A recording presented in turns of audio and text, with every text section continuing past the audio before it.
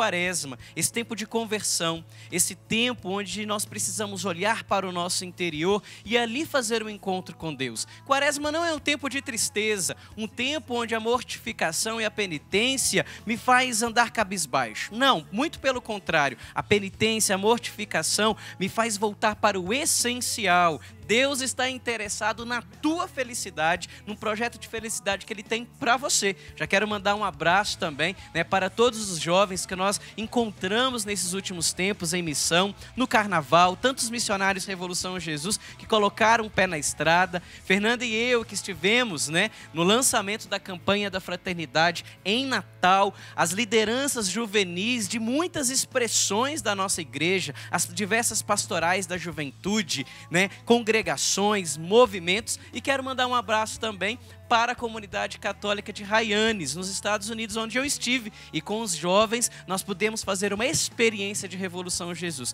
Isso tudo em atenção a dois grandes chamados que nós jovens católicos estamos vivendo. Papa Bento XVI, na mensagem para a Jornada Mundial da Juventude, ele disse, ide ao mundo, faça discípulos. A Igreja do Brasil, o jovem brasileiro, tem como resposta a campanha da fraternidade, que é o tema do nosso programa.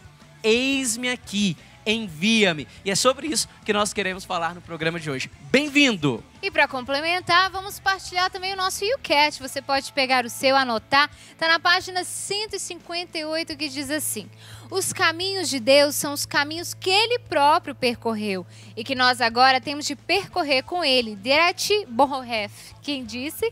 E você pode meditar com a gente agora o quê? O que Deus quer falar? Jesus já fez o papel dele aqui nessa missão, percorreu os caminhos, nos deixou todo um legado e hoje nos convida a sermos esses discípulos missionários que vamos percorrer os seus caminhos. Hoje você é convidado a também dar uma resposta. Hoje Deus te pergunta: quem enviarei? Quem irá por mim? Quem vai construir esses céus novos, terras novas? E aí você, como profeta Isaías, é convidado a responder: eis-me aqui, envia-me. Você tem coragem de responder, dar esse sim? Se você ainda não tem, fica até o final do programa, eu tenho certeza que o nosso bate-papo sobre Quaresma, fraternidade, sobre o testemunho de um jovem casal, com certeza vai tocar o seu coração para você dar uma resposta positiva a esse chamado de Deus. E nós já queremos receber nossos convidados. Com certeza, tenho a alegria de convidar aqui ao palco do Revolução Jesus, ele que é sacerdote da comunidade Canção Nova, jornalista, passou um tempo em território estrangeiro, mas quem não se lembra do Gente Linda? Querido Padre Roger Araújo, bem-vindo, Padre, sua bênção. Que alegria imensa estar aqui no Revolução Jesus. E eu quero dizer o seguinte: esse programa está bombando, Eu anunciei agora há pouco lá no Twitter, no Facebook, está participando. Meu Deus, quantas mensagens. Então eu quero dizer que é um prazer imenso estar aqui com vocês. Bem-vindo, Padre. Pode sentar aí. Quero chamar também, para nos ajudar na reflexão dessa Quaresma, um jovem casal que teve a sua transformação de vida, o seu impacto com o nosso Senhor na Quaresma, A Quaresma que teve um novo sentido. Ele, que é dentista, e ela, que é arquiteta. Ambos lá de Salvador, Bahia. Queria chamar aqui Bruno Guida e Ana Cláudia.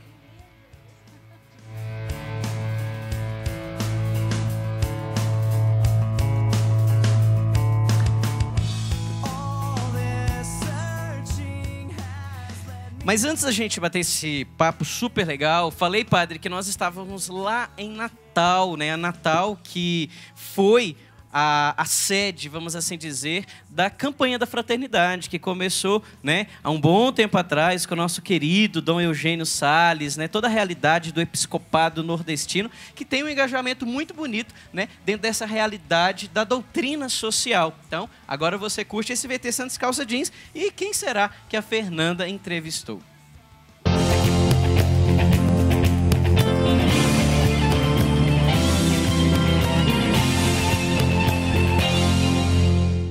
Revolução Revolução Jesus presente no lançamento da campanha da Fraternidade. Ao meu lado, nosso querido Dom Eduardo Pinheiro, presidente da Comissão Episcopal para a Juventude. Dom Eduardo, estou aqui já com o texto base, que tem como lema, eis-me aqui, envia-me, né?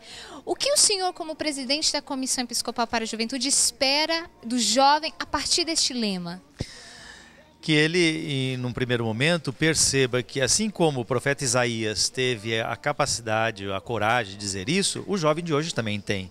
E nós sabemos disso por constatar tantos jovens que respondem isso. Eis-me aqui, pode contar comigo, né? Envia-me para onde precisar.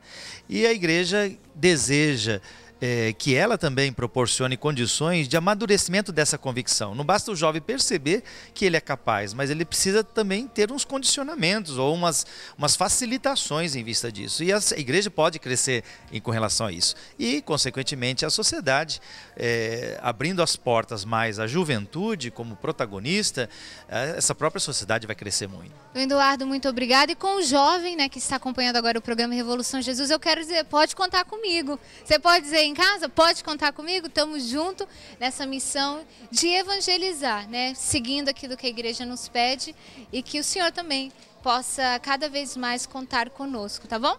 Sim, e agradeço então isso, né, essa voz oficial sua em nome de toda essa juventude bonita.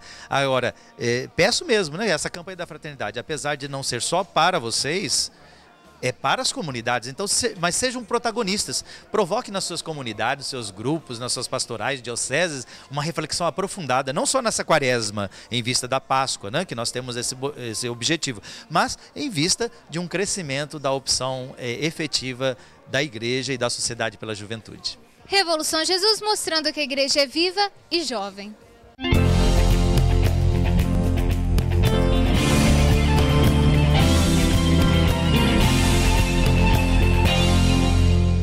Estivemos presentes, né, em Natal, Rio Grande do Norte, fazendo aí essas matérias para que você, jovem, pudesse ter acesso àquilo que a igreja hoje nos pede, não só aos jovens, mas em todas as comunidades do Brasil. É o ano de acolher a juventude, é o ano de se preparar para acolher também a Jornada Mundial da Juventude, e você pode também ser esse protagonista em dizer, eis-me aqui, envia-me. Estamos vivendo também um tempo de quaresma, um tempo muito rico na igreja, né? Podemos dizer um presente de Deus para nós, mas eu quero já perguntar ao Padre Roger Araújo. Como vivenciar, padre, esse tempo de quaresma sem aquele peso, aquela coisa negativa, ai meu Deus, 40 dias sem comer, só sofrendo, tristeza? Não, calma aí. Qual o verdadeiro sentido da quaresma? Como viver bem e de maneira que nós possamos alcançar essa conversão? Legal, Fernanda, você falar assim, porque realmente para muitas pessoas a quaresma é um tempo assim pesado, né? Os jovens, nossa, 40 dias de penitência, 40 dias de dureza, não vejo a hora de acabar a quaresma. É o contrário, o tempo da quaresma é um tempo de graça. O tempo da quaresma é um tempo favorável que Deus concede a nós para a gente refletir melhor nossa vida. E isso a gente faz na alegria, na certeza de que Jesus já está vivo e já está ressuscitado no meio de nós. Ainda que estejamos preparando para celebrar a sua Páscoa, a cada ano nós fazemos isso, mas é nessa perspectiva, na certeza de que o Senhor está vivo e ressuscitado no meio de nós. Então toda penitência, jejum, tudo aquilo que a gente possa fazer de mortificação, não é para nos deixar tristes, porque senão até perde o sentido. Muito pelo contrário, é para nos deixar motivados que a cada dia nós precisamos ressuscitar com Cristo Jesus.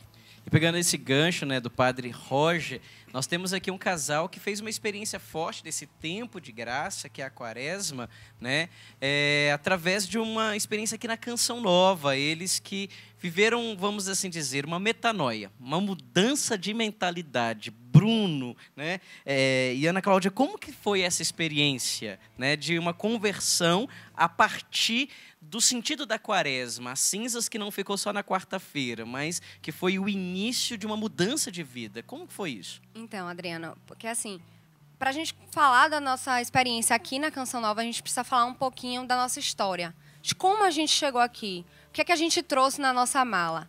E essa história que a gente trouxe assim, uma história cheia de pecado, digamos assim, porque a gente participava ativamente dos grupos de jovens, a gente participava assim das missas no domingo. Só que, em compensação, a gente ia para a rua, a gente ficava fazendo aquelas badernas de festas, de balada, bebia, enchia a cara. Nunca demos assim o desgosto aos nossos pais de chegar em casa bêbados. Então, isso aliviava a nossa culpa. A gente se sentia menos culpado. Mas aí estava o nosso pecado, que a gente chegava e não saciava por inteiro. E quando a gente chegou aqui na Canção Nova, foi uma transformação, sim. E aí, Bruno vai poder falar mais um pouquinho de como a gente se conheceu, de como foi esse apanhado até chegar Houve um desafio, aqui. né? Exatamente. Como foi isso? Bom, é o seguinte, a gente se conheceu na Crisma, né, em 2008, lá em Salvador, na paróquia Nossa Senhora da Luz. E a gente começou a ficar amigo, assim, né, sem interesse por enquanto. E depois eu fui convidado para ser coordenador de um encontro de jovens com Cristo. Então, eu convidei ela para participar desse encontro. Então, a gente começou a ter mais intimidade. E aí começou a surgir um interesse mais da minha parte que da dela. A gente começou a ficar assim meio que escondido, porque eu era coordenador, aquela coisa de, pô, não pode ficar com a coordenada, aquela coisa, né, de pressão psicológica dos colegas. Mas, enfim, a gente começou a ficar, mas aquele jeito de ficar errado. A gente começou a ficar errado. Então, ficava com ela, mas ficava com outra. Então, aquela coisa de você ia, bebia, então se encontrava na festa, ficava, e depois não lembrava que tinha ficado. Então, assim, não era a maneira correta de ficar. Então, a gente percebeu que não era assim que tinha que namorar. Então, a gente começou a perceber que a gente tinha que namorar de maneira diferente. Então, surgiu para ela... fala um pouco da experiência do Réveillon. Então, assim, eu passei por um Réveillon que a gente, como minhas amigas diziam, tinha brincado de carnaval. O que é brincar de carnaval em Salvador? Você ir para uma festa e ficar com várias pessoas. E eu tinha passado por essa experiência. Então, eu cheguei na missa, logo depois do Réveillon, planejando já o meu carnaval e dizendo, não, Senhor, eu não quero mais viver isso para minha vida. Eu quero algo diferente. Eu quero um carnaval diferente. Eu não sabia o que era a TV Canção Nova ainda naquele tempo. E um rapaz falou lá no altar, tem uma viagem para um lugar muito especial que você vai ter um encontro pessoal com Deus. E essa viagem vai ser no carnaval.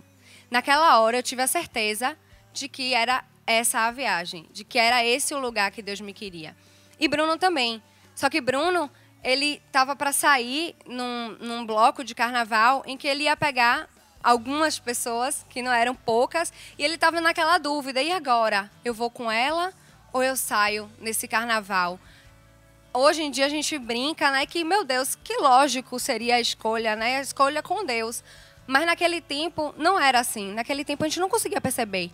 Então ele deixou na mão de Deus. Ele falou, Senhor, é teu. Você que vai dizer para mim. Eu vou para onde? Vou para Canção Nova com ela, com uma paquera que eu não sei se vai virar namorada, ou eu vou para a rua e acabo encontrando todas aquelas outras que vão estar me esperando. E foi aí que uma pessoa na missa, ele chegou nessa pessoa na missa e falou com ela, eu quero ir para a viagem. Aí a pessoa falou, não tem mais vaga. Nossa. E aí ele ficou triste, não, vou entregar a Deus na missa. Agora eu tenho que ir para a rua. Quando foi no final? Não, é o seguinte, eu fiquei bem triste, eu cantava na missa, né? Sim. Então passei aquela missa toda assim, bem baixo astral, cabeça baixo. Mas assim, quando eu desci na noite da mão de Deus, eu falei assim, Deus, você decide. Então ele decidiu, eu falei, tá bom, então eu não vou pro carnaval. Vou sair num bloco da pegação. Aí quando acabou a missa, aquela menina falou pra mim, assim, abriu uma vaga, uma pessoa desistiu. Eu falei, então sou eu. Aí eu fui. Aí eu falei, Deus, você decidiu, então eu vou. E naquela época eu tava naquela dúvida se eu ia realmente, mas assim, ele decidiu por mim. Eu deixei na mão dele. E a gente veio pra Canção Nova. Então a gente tava ainda ficando, mas aquela dúvida, eu já queria namorar com ela, apesar da dúvida de vir ou não vir, mas ela estava na dúvida ainda se queria namorar comigo ou não. Então, na Canção Nova, quando a gente veio o carnaval, eu não conhecia também, não fazia nem ideia o que era Canção Nova, eu tinha ouvido falar, não sabia o que era, o que tinha aqui, eu via no escuro. Então a gente veio, a gente começou a viver, sentir coisas diferentes. Então a gente percebeu que na Canção Nova as coisas não eram como a gente imaginava. Então a gente começou a perceber que o nosso namoro não era um namoro correto. Então a gente vivenciou momentos diferentes. E no último momento, na terça-feira, né, antes da quarta de cinza, teve um momento de adoração, que a gente também não tinha muito contato com esse tipo de situação. E a gente vivenciou uma experiência diferente, né, de um momento com o Espírito Santo mais especial, digamos assim. E conta agora. Mas é legal isso, né? Porque foi uma construção, foi um processo. Exatamente, é um casal, né? Então, cada um tem aquela parte para falar. E, assim, Deus falava muito no meu coração que eu tinha que viver esses 40 dias um propósito muito forte, mas um propósito de completa conversão mesmo. Foi aí que ele colocou no meu coração que, nesse dia, a gente ia ter que parar de ficar. E aí eu fiquei, meu Deus, mas a gente vai parar de ficar? E aí Deus colocava de que a gente ia ter que parar de ficar para purificar realmente a nossa relação. Porque se ela tinha sido de uma maneira errada até aqui, e chega na Canção Nova, a gente passa por um acampamento que mostra a gente o que é o correto, a gente, poxa, vamos agora fazer o que é certo. Então nós passamos os 40 dias sem ficar, só que foi uma proposta minha para ele. Então tem uma via de mão dupla. Ele também tinha que aceitar a minha proposta. Então ele ficou, poxa, mas eu não vou ter que ficar com ninguém. E aí foi complicado, porque a gente passou a viver esse período de quaresma realmente na tentação. Mas, assim, Deus, ele age e a gente, graças a Deus, conseguiu viver esse momento. A gente conseguiu passar por esses 40 dias e glória a Deus que Deus mostrou como é que a gente, né, tem que agir e estar junto diante depois dessa quaresma. Para você que está perguntando no nosso Twitter e nosso Facebook sobre a renúncia do Papa Bento XVI, agora eu direciono a pergunta para o Padre Roger. Padre, estamos vivendo um ano da fé e neste ano da fé, nosso querido Papa Bento XVI, né, no dia 28, concretamente, estará renunciando o seu papado. A pergunta é, como que o jovem católico deve se posicionar em meio àquilo tudo que a mídia hoje tem colocado, que vem contra aquilo que é a verdade, né? E como que a igreja direciona a nós cristãos a vivenciarmos este ano da fé, não deixando essa barca que é a Igreja Católica? Eu acho que todos nós, jovens, adultos, todos nós cristãos, temos que olhar para o próprio Papa Bento XVI. Ele é para nós um exemplo assim, de fé até inigualável nos dias de hoje. É um homem verdadeiramente de uma fé profunda e apaixonada por Deus. A gente olha assim um Papa renunciando, mas isso não é algo assim de extraordinário, não. O problema é que nós não estávamos talvez acostumados com isso. A gente elegeu um Papa que tem uma idade um pouco mais avançada. Nos últimos 200 anos foi o Papa com, vamos dizer assim, mais ancião que nós escolhemos. E ser Papa hoje é diferente de ser Papa 20 anos atrás. O Papa hoje não fica mais só no Vaticano, como se ficava até Paulo VI. O Papa hoje tem que andar o mundo. Ele está dizendo, olha, a igreja precisa de um Papa que possa fazer isto. Eu quero continuar colaborando com a igreja, orando, intercedendo por ela, mas Deus pode enviar um Papa que tenha vigor físico para que atenda aquilo que é as necessidades da igreja de hoje. Você veja que a nossa juventude está esperando que o Papa viesse, porque, afinal de contas, a Jornada Mundial da Juventude é um encontro do Papa com os jovens. Ele já não tinha mais condição nem limites físicos para poder fazer algo assim, tantas outras obrigações como o Papa. Ele deu exemplo de fé, de desprendimento, de humildade, dizendo, eu continuo servindo a igreja, mas eu vou ser aquilo que Moisés também foi para o povo de Deus, intercessor para que a igreja do Senhor continue caminhando firme. Então, para mim, para nós, ele é um grande exemplo de fé e testemunho de firmeza. E a postura do jovem católico? A postura do jovem católico é essa, é olhar para ele, dizer, eu estou com o Papa, eu estou com ele, eu estou com a igreja, eu amo esta igreja e é porque eu amo ela que eu estou muitas vezes até disposto a renunciar àquilo que para mim é conveniente, a tantas coisas, para seguir o exemplo que o Papa está nos dando. Agora, o jovem católico não é só nessa ocasião do Papa, não. Em tantas outras ocasiões, a gente não pode ficar preso à mídia, àquilo que os meios de comunicação, primeiro porque eles não têm uma linguagem da fé. Quem não conhece da fé não pode falar da fé. A fé é uma coisa que você experimenta, você tem uma vivência prática dela. Olha a vida desses nossos jovens que estão aqui testemunhando. Uma coisa é você ter uma experiência de fé, e por isso que a gente fala com propriedade sobre aquilo que o Papa passou, passa e conta para nós. E uma coisa é os outros falarem sobre nós, mas não tem uma experiência de fé. É obsoleto aquilo que estão nos comunicando. Nós temos que olhar para aqueles que nos passam uma verdadeira experiência de fé. E é sobre essa experiência de fé que o Revolução Jesus ele se detém a cada quarta-feira aqui para que você aí na sua casa faça também uma experiência assim. A gente vai para um breve intervalo, daqui a pouco nós retornaremos falando sobre Quaresma, esse tempo de conversão, de que maneira também este exemplo do Papa ele precisa impactar a nossa vida, porque a postura do Papa ela nos questiona. A Quaresma deste ano ela tem um tom mais diferente, porque é uma renúncia de um poder. De que maneira eu estou assimilando o poder no meu cotidiano? Será que eu tenho essa coragem também? Ou eu estou preso? A Quaresma é tempo de renúncia. A que você precisa renunciar neste tempo?